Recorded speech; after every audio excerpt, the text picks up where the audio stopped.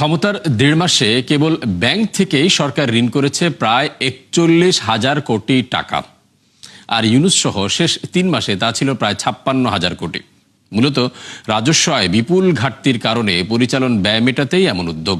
ফলে মাত্র ৯ মাসে ছাড়িয়ে গেছে পুরো অর্থ বছরের লক্ষ্যমাত্রা। কেন্দ্রীয় ব্যাংকের তথ্য অনুযায়ী শেখ হাসিনা পতনের পর গেল ১৪ মাসে ব্যাংক ঋণ বেড়েছে ২.৫ লাখ কোটি টাকা, যাকে অর্থনীতির জন্য ঝুঁকিপূর্ণ বলে মনে করছেন বিশ্লেষকরা।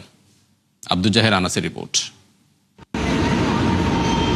দীর্ঘদিন ধরেই স্থবির অর্থনীতি, বিনিয়োগের অভাবে বাড়ছে না কর্মসংস্থান, ফলে গতি হারিয়েছে সার্বিক কর্মকাণ্ড।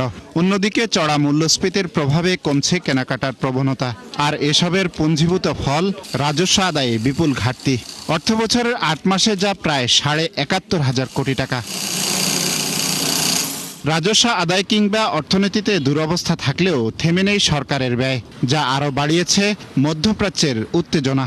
এ কারণে ব্যয় মেটাতে ব্যাংক ব্যবস্থা থেকে দুহাত ভরে ঋণ করছে সরকার। অর্থবছরের ৯ মাসে যা প্রায় ১,০৯,০০০ কোটি টাকা।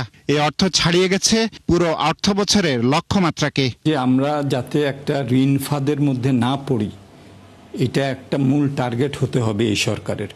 বুঝলাম যে এখন তারা জ্বালানি এবং ইত্যাদির কারণে ঋণ নিতে হচ্ছে, বিভিন্ন সামাল দিতে হচ্ছে, তাদের ইলেকশন প্লেজ যেগুলো আছে সেগুলো বাস্তবায়নের একটা তাদের বাধ্যবাধকতা আছে। কিন্তু আমাদেরকে সবচেয়ে বেশি যেটা জোর দিতে হবে সেটা হলো যে আমাদের সম্পদ আহরণ, রাজস্ব কিভাবে আমরা বৃদ্ধি করতে পারি। ঋণ গ্রহণের ক্ষেত্রে শেষ ৩ মাসে আরও বেপরোয়া হয়ে উঠেছে সরকার, কারণ কেবল জানুয়ারি থেকে মার্চ পর্যন্তই নেওয়া হয় প্রায় ৫৬,০০০ কোটি, যা আগের ৬ মাসের চেয়েও বেশি।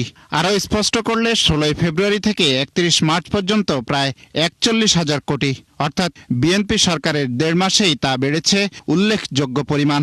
ব্যবসায়ী ও বিশ্লেষকদের মতে সরকার এমন আগ্রাসী ঋণ নিলে থেমে যাবে প্রবৃদ্ধির গতি। সরকার যদি এরকম ব্যাংক এবং ইয়ের থেকে ঋণ বেশি নেয়, সেটা কিন্তু আলটিমেটলি এটা কিন্তু রাষ্ট্রের অর্থনীতিকে এটা কিন্তু ক্ষতিগ্রস্ত করে। এই যে ঋণ নিচ্ছে, এই ঋণ পরিশোধ করা নিয়েও কিন্তু একটা দেখা যাবে যে সরকার সংকটে পড়ে গেছে। না, ব্যাংকিং খাতে কিন্তু একটা ভীষণ তারল্য সংকট চলছে, এবং গত ইন্টারিম গভর্নমেন্ট যে কঠিন কিছু রুলস আনাতে, ক্লাসিফিকেশন রুল আনাতে অনেক ব্যবসায়ী কিন্তু নতুন করে ব্যাংকের থেকে ফাইন্যান্স পেতে পারছেন না। এবং আমরাও দেখেছি যে প্রায় অর্ধেক ব্যাংকে তো প্রায় ২৩টা ব্যাংকে বলা হয়েছে প্রায় ২,৮২,০০০ কোটি টাকার কিন্তু একটা ক্যাপিটাল শর্টফল আছে, ওরাও ফাইন্যান্স দিতে পারছে না।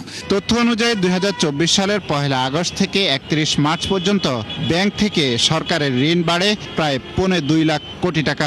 মূলত এই ঋণের বেশিরভাগই নিয়েছে ইউনূস সরকার। আব্দুল জাহের আনাস, ৭১, ঢাকা।